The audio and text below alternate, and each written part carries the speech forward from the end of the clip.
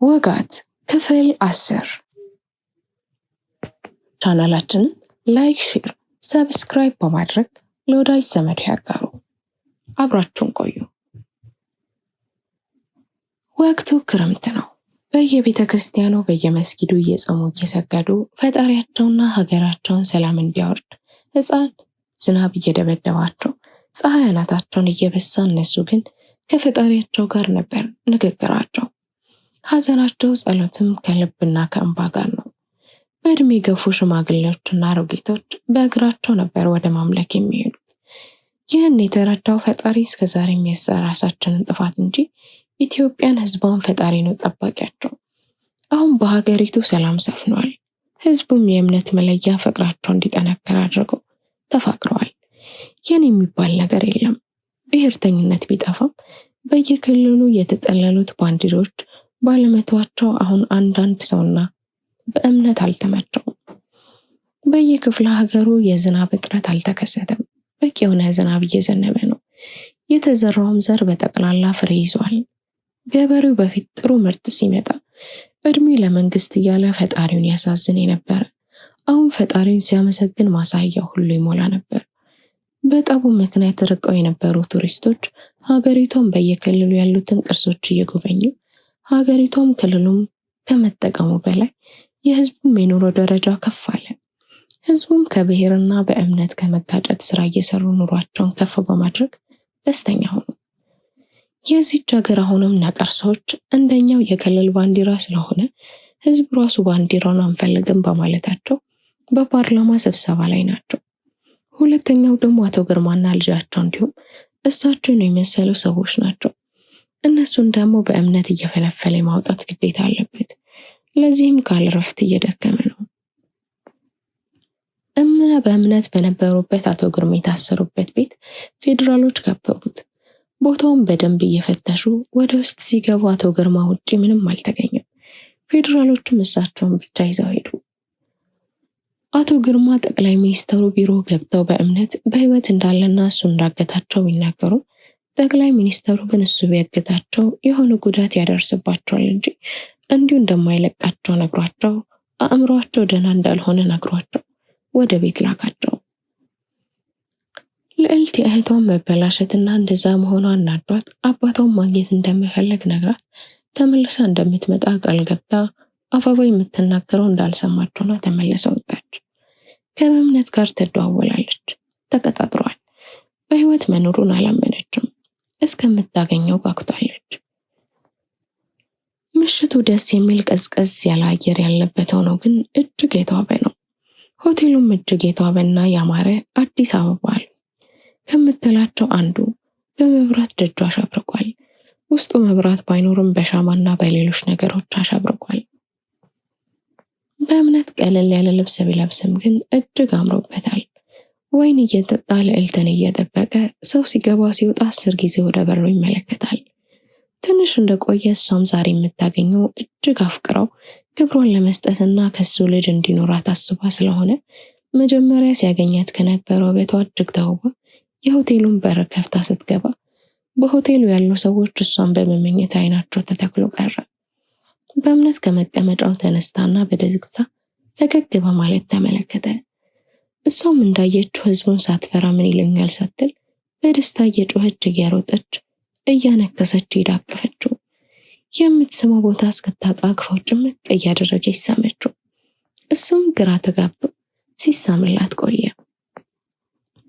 እራት እየበሉ ከወይናቸው ይጎነጫሉ፣ ይጎራርሳሉ። በመሃል ለምን ሳይነግራት እንደሄደ ትጠይቀዋለች። የውሸት ብስጭት እያሳየችው እሱም በመጀመሪያ ራቱን በልተን ከዛ ስለፈለግሽው እናወራለን እያላት ምግባቸውን በሉ። ከወይኑም ተጎነጩ። ሁሉንም ከጨረሱ በኋላ ተያይዘው ወደ መኝታ ክፍል ሄዱ። መኝታ ክፍል ገቡ። እሷም በቀጥታ አልጋ ላይ ወጣች። እሱም አጠገቧ እንዲቀመጥ አደረገችውና ከታፏ ጀምሮ በተቆረጠው እግሯ ምትክ የተገጠመላትን አርቲፊሻል እግሯን አወለቀችው። በእምነት ዞር ብሎ እግሯን አየው። አዘነና እንደማፈር ብሎ ዝም አላት። እሷም ወደሱ ተጠጋች። አሁንም ጠጋለች። ያረገችው ቀይ ስስ ቀሚስ ወደ ላይ ተሸብሽቦ የሚያምሩ ጭኖቿ ይታያሉ። አይኖቿ እሳት እየያዘ እንዳለ ማራገቢያ ይርገበገባሉ። ከንፈሯ እንደያዛቸው ይንቀጠቀጣሉ። የልብ ምቷ ጨምሯል። ከንፈሯን ከከንፈር ለማገናኘት ተጠጋች። በእምነት ግን ሸሻት። ደነገጠች። አየችውና ለምን እንደሻት ጠየቀችው። ልዕልትዬ አንቺ ቆንጅዬ ነሽ፣ የዋህ ነሽ። በዚህ ላይ ክብረ ንጽህና እስካሁን ጠብቀሻል። እኔ ላንቺ የመሆን ሰው አይደለሁም። ድንግልናሽን ወስጄ የነገ ህይወትሽን ማበላሸት አልፈልግም። አብሮሽ ለሚኖር ሰው አስረክቢ አላት። ወዲያው የልዕልት ዓይን በእንባ ተሞላና በጉንጯ ላይ ፈሰሰ። እሱም አያትና ደነገጠ። ምን? እኔ ስላፈቀርኩ ስለወደድኩ ራሴን ማንነት ያለ አሰልፌ ስለሰጠው ነው አይደል? ነገሩ ግራ ቁራጣ ነኝ። ምን እሰራልሃለሁ? አሁን ይዱጣልኝ አለችው። እሱም አይቷት በድንጋጤ ሊያስረዳት ሲል ከሱ በላይ እሷ ተናዳ ነበርና እያለቀሰች በጩኸት ደጋግማ እንዲወጣላት ተናገረች። በእምነትም ሁኔታው አስደንግጦት ተነስቶ ወጣ። እሷም ጥቅልል ብላ ተኝታ ማልቀስ ጀመረች። ሰማዩ ጠቁሯል። እያጓራ ያለው መብረቅ ሰውን እያስደነገጠ ነው።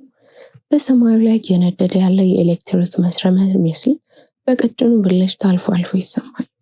ስለመሸና ዝናብ እየመጣ ስለሆነ ሰው ሁሉ ወደ አልጋው መግባታቸውን መርጠው ገብተዋል። ውጩም ቀዝቃዛ ንፋስ እየነፈሰ ዛፎቹን ከወዲያ ወዲህ ያወዛውዛቸዋል። በዚህ ወቅት የሆነ የፉጨት ድምፅ ያወጣሉ። ሼሁ ልዕልት ከመሄዷ በፊት ነገሩን እንዴት ሊያስታውስ እንደሚችልና ምን አይነት መድኃኒት ሊሰጡት እንደሚገባ በደንብ አስረድታቸዋለች። በመሆኑም ለማስታወስ ሁልጊዜ ወደ ልጁ ወይ ሚስቱ አጠገብ ሆነው ያለፈው እንዲነግሩት አንድ ሳይሆን በተደጋጋሚና መድኃኒቱን ለተቆረጠው እጁና መጀመሪያ ምንም መንቀሳቀስ አልችል ብለው ሴል የሌላቸው መስለው ይቆረጡ ሲባል የነበረው ወደ ካንግሪትነት ሄደው ሊገሉት ይችላሉ ሲባሉ የነበሩት ሁለቱም እግሩ በልዕልትና በሼሁ የባህል ሕክምና ትንሽ ብትሆንም ለውጥ እያመጡ ስለነበረ አሁን በደንብ እንዲሻለውና በደንብ እንዲድን ከመድኃኒቱም በተጨማሪ ጠዋትና ማታ የሞቱት የእግር ሴሎቹ እንዲነቃቁ በቅባት እንዲያሹላት ነግራቸው ነበር። ልዕልት ሄደችው። ሼሁም እሷ ከሄደች ጀምሮ የተባሉትን እያደረጉ ጥረታቸውን ቀጠሉ። ሼህ ለሰው ልጅ ያላቸው ፍቅር ከዚያም አባትነታቸው አስገራሚ ናቸው። የእስልምና እምነት ተከታይ ቢሆኑም የትኛውም እምነት ይከተል ምንም ያምልክ እሳቸው ሰው በመሆኑ ወይም በመሆኗ ጥቂት እንኳን ፍቅራቸው አይቀንስም። ሁሌም ሰውን ስለረዱ አላህ ይረዳኛል ይላሉ። ስዩም በጀርባው ከተኛበት አልጋው ተንቀሳቅሶ አያውቅም። ሁሌም ለመንቀሳቀስ ሲፈልግ ያመው ስለነበር ራሱን ችሎ አይንቀሳቀስም። ለሽንቱም ሆነ መጸዳዳት ሲፈልግ መጀመሪያ ሼሁ ነበሩ።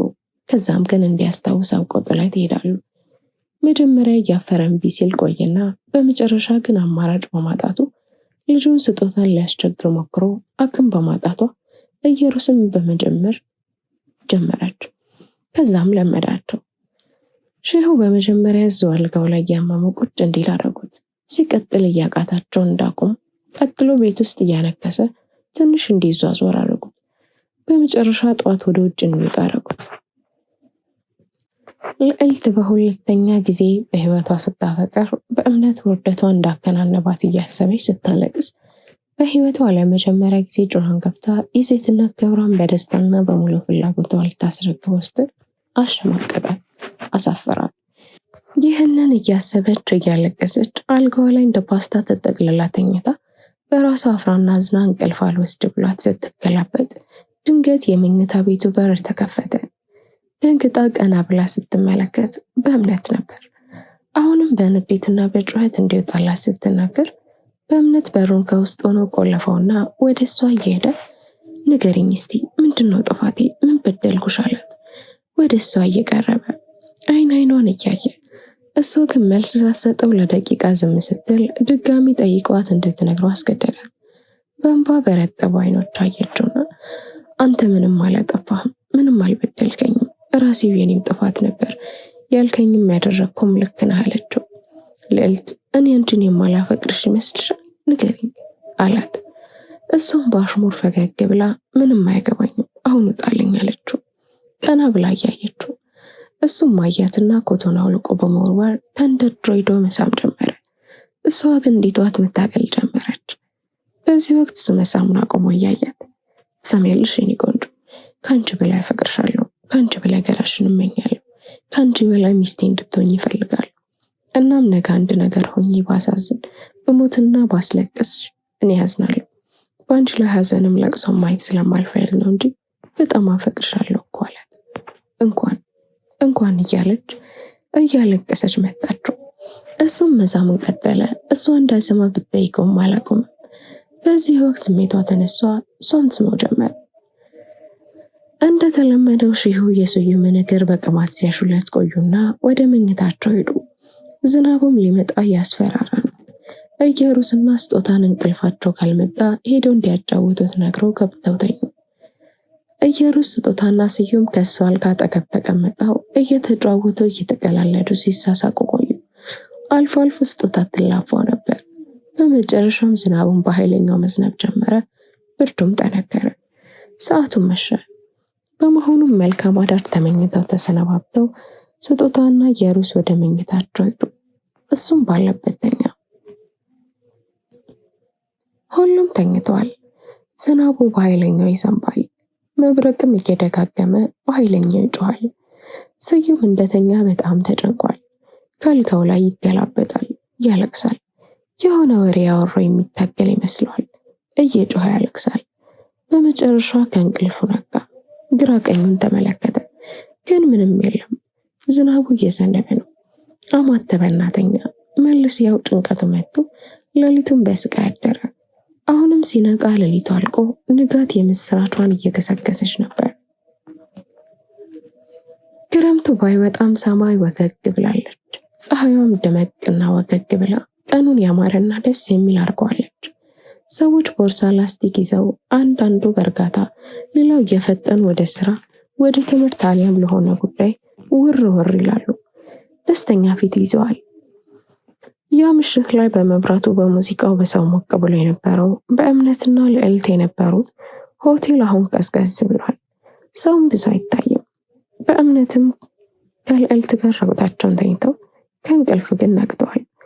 የበእምነት ፍላጎት በህይወት ኖሮም ይሁን ሞቶ ግን በአዲስ ዓመት ሀገሩም ህዝቡም በአዲስ አእምሮና እንድትጀምር ፈልጓል። ግን ማሟላት ያለበት ጉዳይ አለ። እሱም በፍጥነት አሟልቶ ለሀገሩም ለህዝቡም ደስታውን መስጠት አለበት። ልዕልት ከደረቱ ላይ ጭንቅላቷን እንደ ትራስ አድርገው ለትንሽ ደቂቃ ከቆየች በኋላ በመጨረሻም ቀና ብላ ተመልክተው የኔ ቆንጆ እኔነቴን አመመኝ እኮ አለችው። በእምነትም አያትና ኮስተር በማለት ምንሽን የኔ ቆንጆ አላት ያላወቀ በመምሰል። እሷም በግርምት ለደቂቃ አየችውና አውቆ ሙድ እየያዘባት እንደሆነ ተረዳ። እየሳቀች በእጇ የቀልድ እየመታችው አንተ አውቀህ ያላወቅ አስመሰለ ሙድ የምትይዝም እያለች እየሳቀች ስትመታው እሱም እየሳቀ ለመከላከል እየሞከረ ለትንሽ ደቂቃ ቆዩና እንደጨረሱ ልዕልት ንግግሯን በመቀጠል እኔ እኮ ያኔ ሞት ከመስሎኛል። በተጨማሪ የተላከብህ ወንጀል እንዴት የሰማሁት ሰላይ ነው የሚባለውስ? እስቲ ሁሉንም ማስረዳኝ በእናቴ ቆንጆ፣ ሳትቀልድ ሳትዋሽ አስረዳኝ እባክህ አለች ልዕልት ከምሮ። እሺ እነግርሻለሁ፣ ግን ብትሞች እንኳን ሚስጥር ስለሆነ ለሌላ ሰው መናገር የለብሽም እሺ የኔ ቆንጆ አላት። እንዴ ሰላይ እንደሆንኩ አውቄ ለማንም መናገር አይደለም አስቤው አላውቅም። ስለዚህ መቼም ለማንም አልናገርም። ጥሩ የኔ ፍቅር አምንብሻለሁ። ይኸውልሽ የሆነ ለዚህ ሀገርና ህዝብ የሚያበለጽግ የሆነ 2 ዕቃዎችን ጠፉና ከእስር ቤት በጠቅላይ ሚኒስትሩ ተመልምዬ በጣም በሚስጥር የተፈለኩት ብር መኪና ቤት መጠቀም መብት ተሰጥቶኝ አፈላልጌ እንዳመጣ ተነግሮኝ ታዘዝኩ አላት። ደስ ይላል። በመንግስት ታምነህ ከዚህ ሁሉ ህዝብ መላክህ ያስገርማል፣ ደስም ይላል አለች በአድናቆት።